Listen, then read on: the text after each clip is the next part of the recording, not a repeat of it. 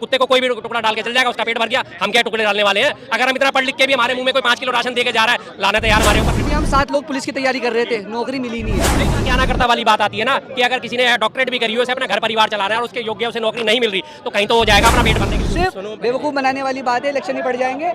ये सिर्फ दिखा रहे हैं कि अभी नौकरियां हैं, आप हमें वोट दो, नौकरियां मिल जाएंगी, फिर नहीं मिलेंगी, फिर 5 साल के लिए मिल जाएंगी। कावड़ चाहिए या कर्फ्यू? एक बार भी नहीं बोला उन्होंने। नौकरी चाहिए या कर्फ्यू, रोजगार चाहिए या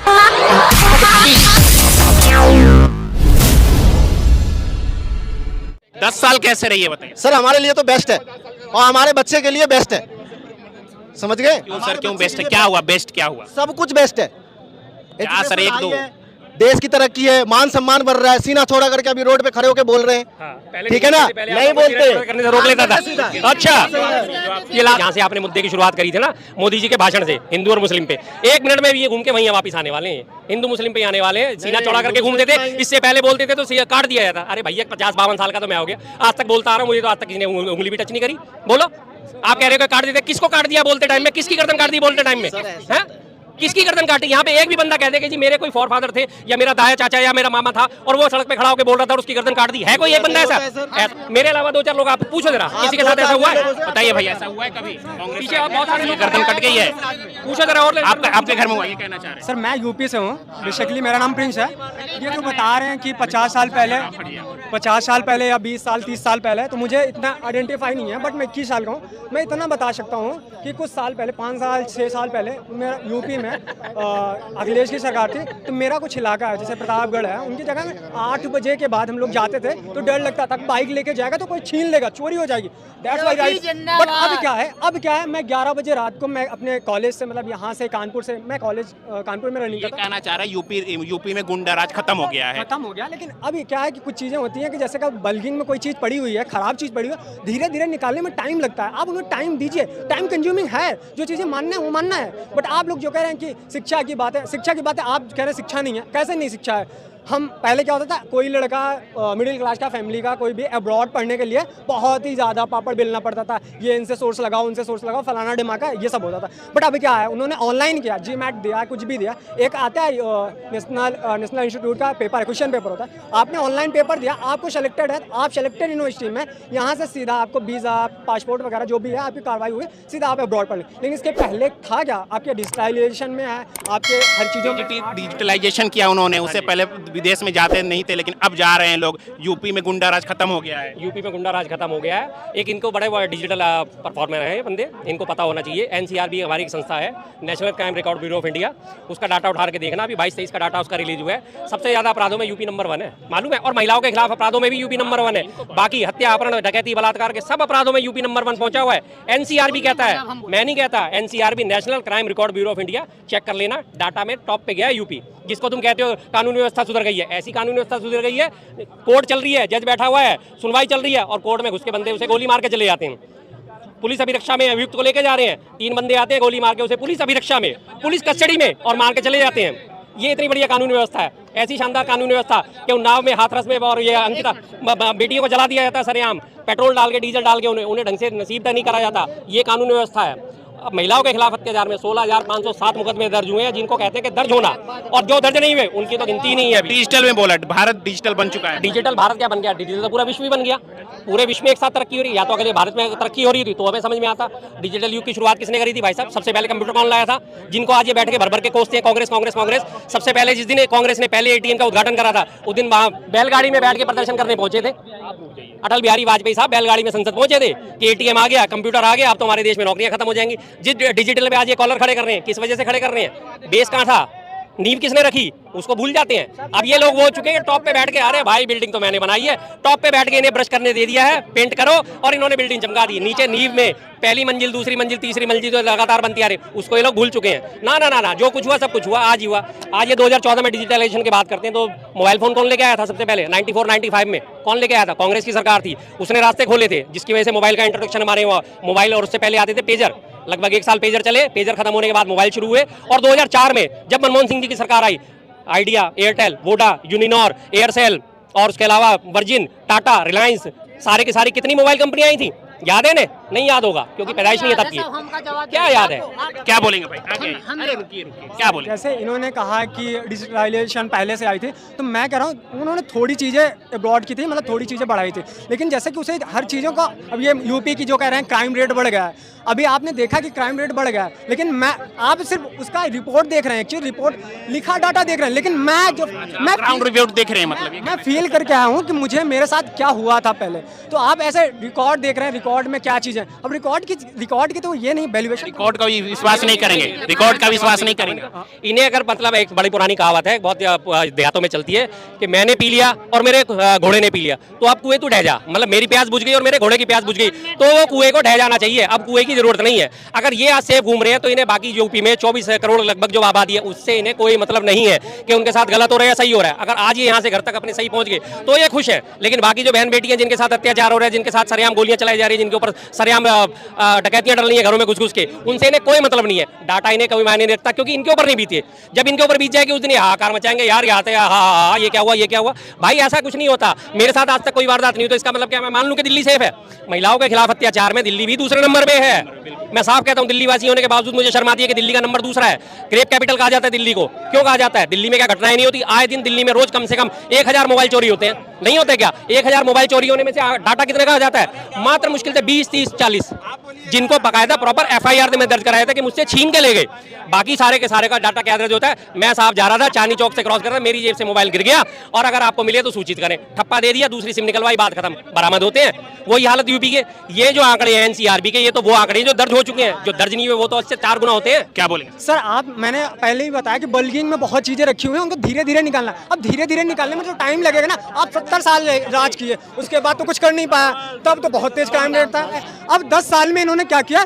आज के आज हट जाना चाहिए, आज के आज सारे कैदी मर जाने चाहिए, आज के आज इनकाउंटर हो जाने चाहिए, आज के आज सब चीज हो जाना चाहिए। इनकाउंटर हो रहे हैं ना, आपने देखा होगा बहुत से इनकाउंटर हुए, बहुत से बाहुबली। आज अभी रिसेंटली केस चल रहा है धनंजय सिंह के ऊपर, जो कि पूर्वांचल का सबसे बड़ा गढ़ है और सबसे ज़्यादा मुद्देदारी यूपी का सबसे बड़ा मुद्दा इस समय धनंजय सिंह का है, जिनको अरेस्ट वारंट पे या उनको जेल दिया गया। लोग उठा रहे थे, कांग्रेस के लोग ही आवाज़ उठा रहे थे, धनंजय सिंह को गिरफ्तार नहीं कर रहे हैं, इनको नहीं गिरफ्तार, ब्रिजभूषण सिंह को नहीं गिरफ्तार। अब कर रहे हैं ना, धीरे धीरे कर रहे हैं। फिर यही लोग कहते हैं कि वो तो अच्छा आदमी था, उसको क्यों गिरफ्तार कर दिया, उसी के विरोध में आ जाते हैं। अब इनका क्या है, आगे चलोगे तो मैं कहना चाह रहे हैं 10 सालों में बहुत कुछ किया लेकिन 70 सालों में कुछ नहीं किया कांग्रेस। वो तो इनकी आदत है। जिस गैंगस्टर की बात कर रहे हैं ये हालत है यूपी में। 21 मुकदमे दर्ज हैं गैंगस्टर के ऊपर। जिस दिन बीजेपी का दामन थामा उससे पहले से पुलिस ढूंढ रही थी, ATS ढूंढ रही थी यूपी की, इसका एनकाउंटर करने के लिए। आगे उसके बाद इसने बीजेपी का दामन थाम लिया, बात खत्म हो गई। अगर आप अपराध कर रहे हो और बीजेपी में शामिल हो जाओगे तो सब साफ है। क्या नाम है इनका? नाम राम गैंगस्टर सोनू कनौजिया ने थामा भाजपा का हाथ। ये देखो एनलार्ज करके दिखा देता हूँ। पुलिस एनकाउंटर के लिए कर रही थी तलाश, लूट, हत्या, अपहरण सहित 21 मुकदमे दर्ज। कौन से पेपर में? कौन से पेपर में? हिंदुस्तान में। प्रधानमंत्री बनाने के लिए जब पहली बार चुनाव हुआ तो जवाहरलाल नेहरू को एक भी वोट नहीं मिला था, जबरदस्ती बना था। इस देश का दुर्भाग्य है। पहला चुनाव कब हुआ था? क्यों नहीं है? पहला भारत में लोकतंत्र में आप चुनाव कब हुआ था? ऐसा है, बताओ ना, बताओ। पटेल को कितनी वोट मिली थी? पहला चुनाव कब हुआ था? पहला चुनाव क्या है? सुनो, हम किसान आदमी हैं, हमारे पास रिपोर्ट नहीं होती, फिर फायदा क्या बोलने का क्यों नहीं? एक वोट नहीं मिली। 1951 में पहले आम चुनाव हुए थे और 15 दिसंबर 1950 को पटेल साहब स्वर्ग सिधार चुके थे, पहली चीज। और 1951 से आम चुनाव शुरू हो गया, अक्टूबर से शुरू हो गया और 1952 फरवरी तक चले थे, मार्च तक। करीब 5 महीने पे पहले आम चुनाव का कंप्लीट हुआ था, जिसमें 45% वोट लेके और 364 सीट लेके कांग्रेस नंबर 1 पे गई थी, जिसके बाद उन्हें अब ये जॉब नहीं आ रही। आप पढ़ो तो सही, जॉब तो बहुत रखी है। IT बोलिए 2 काम, आयुष्मान कार्ड। जॉब की आपने बात करी, अभी यूपी में कांस्टेबल की भर्ती निकली थी, कितनी वैकेंसी थी? 60,000। फार्म कितने भरे गए थे? 50 लाख। फिर जॉब थी तो 50 लाख फार्म क्यों भरे गए? मैं देता हूँ इस बात का जवाब। क्यों भरे गए फार्म? 50 लाख अगर जॉब थी, अगर बेरोजगारी नहीं थी तो 50 लाख फार्म क्यों भरे गए भाई? क्यों 50 लाख लोगों ने भरा? हाँ जी बोलिए। देखिए इन्होंने आंकड़े गिना दिए हैं, आपने भी सुने हैं कि इनको 50 लाख फार्म में 50 लाख जॉब चाहिए थी भाई साहब। इनका सीधा है कहना। अब एक बात बताइए आप, जिन पे काबिलियत नहीं है, जिन्होंने खुद के लिए 2 से 4 साल 5 साल नहीं दिए हैं, देखिए स्किल्ड जिनमें हैं उनके लिए रोजगार सरकारी भी है और प्राइवेट भी है।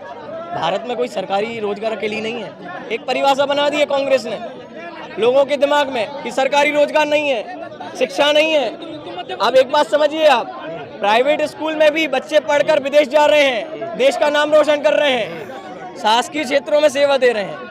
ऐसे ही इसमें है जॉब के मामले में, प्राइवेट जॉब में भी लोग पैसा कमा रहे हैं। नहीं, ये इन्होंने कहा ना कि भी लोग पैसा कमा यार, रहे पेट हैं। तो कुत्ता भी भरता है, उसका क्या है? एक मिनट साहब, पेट तो कुत्ता भी भरता है, कोई बात तो इसका क्या मतलब हुआ? आपने कहा कि बेरोजगारी नहीं है, बेरोजगारी नहीं है। मैं उसका उदाहरण दे रहा हूँ कि अगर बेरोजगारी नहीं थी तो 50 लाख फार्म क्यों भरेंगे? रही बात 50 लाख फार्म में से ये बंदा सही है या गलत है, ये चुनना किसका काम है? जो एजेंसी एग्जाम कंडक्ट करा रही है, आप एग्जाम लोगे, उसमें तय होगा ना कि सही कौन और गलत कौन। लेकिन उससे पहले 50 लाख आपको बेरोजगार तो मिल गए ना खड़े हुए। कोई नहीं है 10 लाख के आंकड़े में, बाकी सब बेरोजगार हो गए। यदि उन पर काबिलियत है ना तो उनको हाथों हाथ लेने खड़ी है, चाहे वह सरकारी कंपनी हो अन्य और चाहे प्राइवेट कंपनी हो। और इन्होंने कहा कि कुत्ता भी पेट भर लेता है, मतलब इनकी नज़रों में कोई जो जमीनी स्तर पे काम करके अपना घर परिवार चला रहा है, देश में योगदान दे रहा है, अपने जीवन को समृद्ध करने की कोशिश कर रहा है, उनकी कोई बकत नहीं है क्या? फिर बिल्कुल है, बिल्कुल है, बिल्कुल है। आपने कहा कि काम तो अगर ऐसा कर लो, पढ़ लिख के MBA करके MPhil करके PhD धारक डिग्री धारक बंदे अगर MTS का फार्म भर रहे हैं तो क्या वो रोजगार है? क्या वो रोजगार है? MTS का SSC का पीछे एग्जाम हुआ था, MA वाले PhD वाले बाकायदा डॉक्टरेट करें। MTS क्या होता है? मल्टीटास्किंग सर्विसेज, जिसे पुराने जमाने में चपरासी कहा जाता।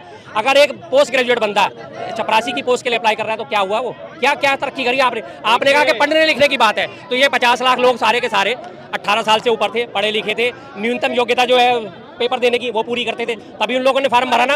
अब उनमें योग्यता है या नहीं है कांस्टेबल बनने की, वो तो एजेंसी तय करेगी ना।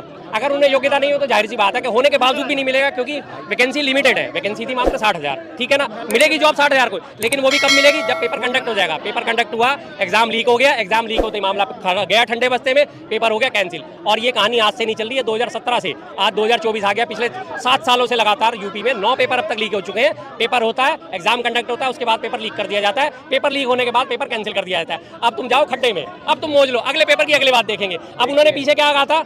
कांस्टेबल का एग्जाम कैंसिल कर दिए, अगले 6 महीने बाद हम इसको देखेंगे, तब तक चुनाव निपट जाएगा। तब तक उससे पहले क्या योगी जी का नारा था?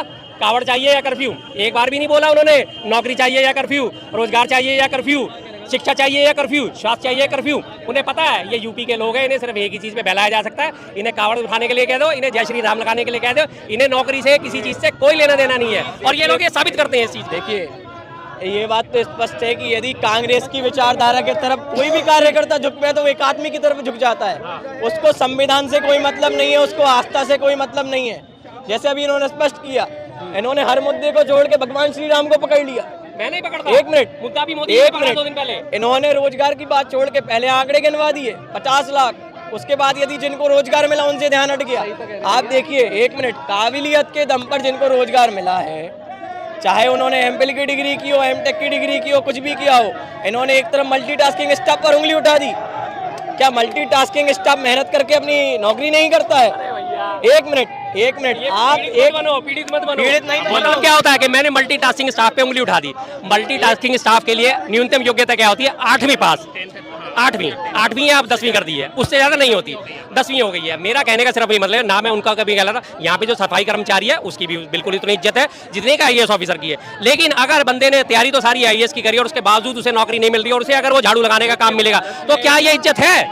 मेरा कहने का सिर्फ ये। 17 लोग पुलिस हाँ में, जी। मेरे पापा, मेरे चाचा, मेरे भैया। अब जो हमारी जनरेशन चल रही है ना, अभी भी हम 7 लोग पुलिस की तैयारी कर रहे थे, नौकरी मिली नहीं है। लाइव एग्जाम्पल समझिए, ये कहना चाह रहे काबिलियत नहीं थी इनकी, इसीलिए नहीं, इनमें काबिलियत है, तो फिर क्यों नहीं मिला? इन्होंने यदि पढ़ा है, ये योग्य हो गए हैं। वैकेंसी कहाँ है आप बताओ समझिए ना। मेरे घर में ऑलरेडी देखिए, 17-18 पुलिस वाले हैं, ठीक है। अभी हमारी जनरेशन शुरू हुई है, यही 2010, 14, 15 जब से हुई है। अभी जितनी भी वैकेंसी आ रही है, आती है, पेपर हम देने जाते हैं और नौकरी नहीं है। लीक हो गया। लीक ऐसे कैसे हो जाएगा भाई? सिर्फ बेवकूफ़ बनाने वाली बात है। इलेक्शन ही पड़ जाएंगे, ये सिर्फ दिखा रहे हैं कि अभी नौकरियां हैं, आप हमें वोट दो, नौकरियां मिल जाएंगी, फिर नहीं मिलेंगी, फिर 5 साल के लिए मिल जाओ। आप खुद अपने योग्यता के दम पर नौकरी नहीं ढूंढने की जगह आप जिनकी कम की एलिजिबिलिटी है उनमें अप्लाई कर रहे हैं, तब आप मल्टीटास्किंग स्टाफ बनेंगे। ऑटोमेशन से आपको जबरदस्ती तो कहीं से कर नहीं दिया जाएगा। आपको स्पष्ट हुआ ही है। दूसरी बात पे इनकी बात तो क्या है? इनकी है कि जब इन्होंने 5 साल या 3 साल अपने जीवन के दिए हैं पुलिस की वैकेंसी के लिए, इन्होंने रीजनिंग भी पढ़ी होगी। आपका जीवन का मुख्य लक्ष्य क्या है? देश की सेवा करना। बिल्कुल है, आप एयरफोर्स में जा सकते हैं। 1 मिनट, नहीं सर, 1 मिनट समझिएगा, 1 मिनट समझिए। एज क्या होती है एयरफोर्स की? एयरफोर्स की एज क्या होती है? देखिए सर, एज की बात नहीं चल रही है। गवर्नमेंट में एज लिमिट भी आता है। फोर्स में इन्हें पता है भारतीय सेना में 2 लाख पद खत्म कर दिए गए। 2019 के बाद जब कोविड आया था, सिलेक्टेड कैंडिडेट जो थे बाकायदा सिलेक्ट कर लिए गए थे और उसके बाद उन्हें होल्ड पे डाल दिया गया और उसके बाद उसकी पूर्ति किससे करी जा रही है? 4-4 साल के अग्निवीर से। केंद्रीय सरकार में 3 लाख पद खत्म कर दिए, रेलवे में 3 लाख पद खत्म कर दिए, पीएसयू जितनी भी बनी हुई हमारी भेल गेल सेल जिस तरह की जितनी भी पीएसयू उनमें सारे में मिला के पद खत्म कर दिए 3 लाख। करीब 11 लाख पद सरकार खत्म कर चुकी है, सृजित करने के बदले 11 लाख पद खत्म कर चुकी है। तो मरता क्या ना करता वाली बात आती है ना कि अगर किसी ने डॉक्टरेट भी करी हो, उसे अपना घर परिवार चला रहा है और उसके योग्य उसे नौकरी नहीं मिल रही तो कहीं तो हो जाएगा अपना पेट भरने के लिए। अगर उसे नौकरी आज एमटीएस की भी मिलेगी, वो फिलहाल क्या चाहता है? यार फिलहाल एमटीएस तो मिले, कम से कम मैं अपने खाने कमाने का तो जुगाड़ करूं, उसके बाद आगे कहीं होगा तो मैं प्रमोट हो जाऊंगा।